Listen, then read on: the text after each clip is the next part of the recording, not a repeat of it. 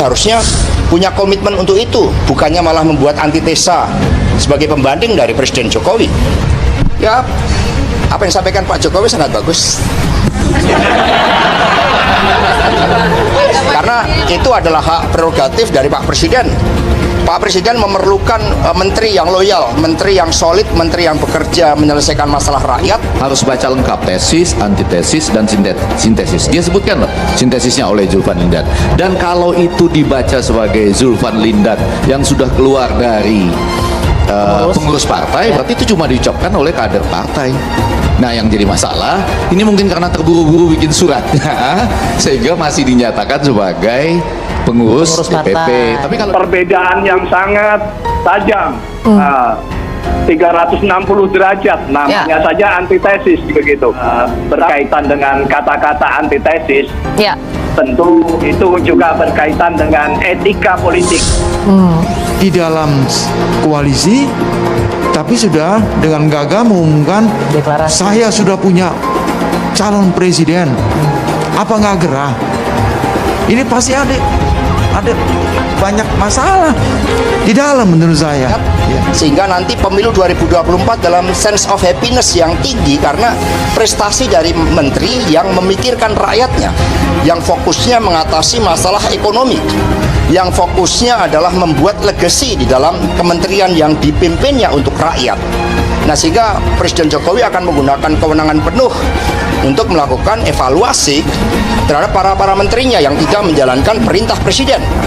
Jadi menurut saya ya terlalu cepat. Terus masalah ini diperlunya oleh ada pernyataan yang itu ya antitesa ini. Ini jangan main-main menurut saya. Saya sependapat dengan Mas Dian ini. Ini bukan sekedar kata-kata, tapi ini pikiran termasuk otak ini. Dan kutuklah kami termasuk diriku ini kalau kami mengkhianatin komitmen ini. Kami ingin memperbaiki bangsa ini. Indonesia sejak dulu kala tetap dipuja-puja bangsa. Hasil kerja nyatanya masih dipertanyakan. Dari Stadion JIS yang pagarnya ambruk itu, atau Formula E yang sampai sekarang belum juga dikeluarkan perhitungan untung ruginya dan menjadi incaran pengawasan KPK. Lalu partai politik yang sedang didekati Nasdem untuk berkoalisi mengusung Anies adalah PKS dan Demokrat, semuanya partai oposisi. Nasdem yang merupakan bagian dari pemerintahan Presiden Jokowi tadinya. Iya, saya sebut tadinya ya, karena sekarang kayaknya sih de facto sudah enggak ya. Mestinya juga tahu bagaimana enggaknya Anies bekerja sama dengan jajaran Kementerian PUPR dalam penanganan banjir. Katanya memberi hak pada Anies untuk menentukan calon wakil presiden atau cawapresnya sendiri. Itu sangat lucu. Ya. Anies yang bukan kader partai tiba-tiba diambil oleh Nasdem, dicapreskan, lalu udah sana cari wapres sendiri. Gimana nggak puyeng? Gimana mau cari wapres? Anies itu cari wakilnya sendiri waktu jadi gubernur aja susah. Ya, nah. Siasat Surya Paloh untuk memenangkan Anies Baswedan semakin ambisi. Dia terang-terangan ingin menjemput AHY sebagai cawapres Anies. Saya memang lagi sedang menyesuaikan frekuensi, ya kan? Apa yang barangkali mesti bisa disesuaikan satu sama lain. Tapi yang jelas bahwasanya hubungan yang baik selama ini sudah terjalin, itu semakin memperkokoh semangat dan harapan kita bersama ya. Kita berbicara kira-kira ke depan, menatap masa depan, apa yang bisa kita lakukan bersama-sama. Kami sepakat, Pak Surya Paloh juga selalu mengingatkan generasi muda, politisi hari ini termasuk saya sendiri, harus selalu kita membangun komunikasi yang baik. Kalau bisa bersinergi dan berkolaborasi, kenapa tidak? Pasti jauh lebih bagus, karena negara ini membutuhkan peran-peran kita semuanya. Jadi saya hanya ingin terus membangun komunikasi yang sudah semakin baik. Saya sampaikan ke teman-teman sekalian, intensif. Kemarin juga bertemu dengan teman-teman dari PKS, kami juga dialog dengan Mas Anies Baswedan. Semuanya ingin menghadirkan gagasan-gagasan terbaik.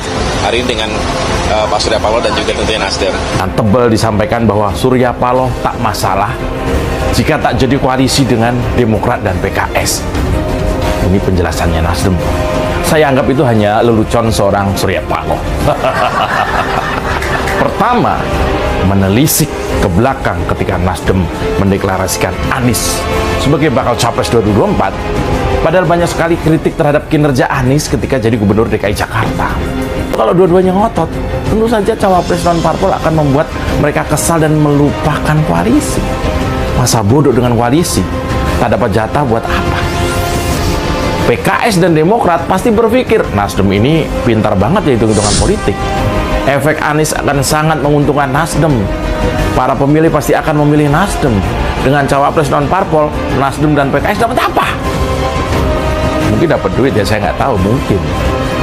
Kalau mau makan sendiri, mending PKS dan Demokrat mundur saja, mundur. Lebih baik tidak usah ikut pilpres. Tapi itu kan dilarang oleh undang-undang. Sekalian biar Nasdem juga tidak bisa mencapreskan Anies, dan Anies pun tak bisa ikut pilpres. Mungkin inilah skenario yang paling diharapkan banyak orang saat ini. PKS dan Demokrat disuruh jadi mesin pendorong elektabilitas Nasdem, tapi tak dapat jatah apa-apa, itu kabarnya. Ini sama saja kerja bakti, Bung. Hari gini kerja bakti. Dalam politik jarang ada yang namanya kerja bakti gratis seperti relawan. Relawan aja kadang minta jatah jabatan. Kalau dulu kelompok sebelah memiliki mentalitas asal bukan Ahok atau Jokowi dulu, maka kali ini kita yang gantian bilang asal bukan Anies. Jadi kalau beberapa waktu lalu Pak SBY bilang, saya mendengar, saya mengetahui akan ada upaya-upaya kecurangan. Ternyata kalau toh Anies nggak bisa nyapres ya karena ulah dari partai pendukungnya sendiri. Nasdem bakal tinggal sendirian. SBY sudah capek-capek turun gunung, sekarang udah kembali lagi. Masa turun gunung lagi karena anaknya terancam tak bisa jadi cawapres? Paloh sudah tidak peduli lagi dengan koalisi Jokowi. Surya Paloh juga pernah bersumpah untuk setia kepada NKRI. Nasdem memangnya bisa usung calon presiden sendiri, Pak? Kan enggak. Suara saja tidak sampai 20%. Harus koalisi dengan partai lain. Artinya jangan belagu gitu loh. Memangnya rakyat ini tidak tahu matematika politik dan pelitnya mencari koalisi dengan posisi Nasdem dengan suara kecil itu. Ada-ada saja ya Bang Surya ini. Sedikit lucu-lucuan politik ya. Nasdem tetap loyal kepada Jokowi, katanya begitu. Akan mengawal Pak Jokowi sampai 2024. Saudara, katanya begitu. Sampai mengungkit bagaimana Nasdem mendukung kebijakan Presiden Jokowi dalam mengurangi subsidi BBM. Diungkit lagi, seakan mengungkap ada hutang budi Presiden Jokowi ke Nasdem. Sungguh sebuah lelucon sekali. Kalau Anies memilih pasangan dari non-parpol misalnya, apakah PKS dan Demokrat akan bersedia? Kabarnya ke Jawa Timur, Khofifah. Demokrat ngotot AHY maju soalnya. Sedangkan PKS juga mengusung Ahmad Saiku atau mungkin Aher. Lalu mungkin nggak itu ya? Sudah turun, capek-capek. Kemarin sempat naik mungkin. Begitu sampai atas anaknya nggak jadi-jadi juga cawapres. Bisa turun lagi. Kasihan dikit dong orang tua susah payah naik turun gunung. Wah seneng dong ya Anies ya. Di backing sama Surya Paloh, JK dan Akbar Tanjung. Lalu akrab dengan SBY, AHY dan Ahmad Saiku Presiden PKS. Publik menganggap bahwa JK tentu saja mendukung pencapresan Anies ini. Apalagi muncul pula berita bahwa Akbar Tanjung, politisi senior dari Golkar, turut mendukung Anies nyapres waktu itu. Duri-durinya mulai mengenai Anies dan akhirnya juga bakal mengenai Surya Paloh. Dimulai dari klarifikasi oleh sejumlah petinggi Golkar soal dukungan Akbar Tanjung terhadap Anies waktu itu. Katanya pernyataan Akbar Tanjung itu sekedar normatif lah. Apa daya akhirnya Akbar Tanjung sendiri memberikan klarifikasi bahwa dia tidak menyatakan mendukung pencapresan Anies. Jelek nggak tuh? Anies adalah anak ideologisnya JK. Orang udah ngomong kayak gitu. Anies adalah bentuk mudanya Yusuf Kala. Mungkin begitu. JK juga dianggap sebagai motor utama penopang logistiknya Anies Baswedan sejak kemunculan dan kemenangannya di Pilgub DKI dulu, sehingga Anies bisa mencapai posisinya hingga seperti sekarang ini. Bahwa Namun, terakhir dia mengingkari sumpahnya karena telah mengusung Anies. Diketahui Anies adalah seseorang oportunis yang berambisi untuk menjadi seorang presiden. Dia menghalalkan segala cara demi mencapai tujuannya. Indonesia tanah air beta,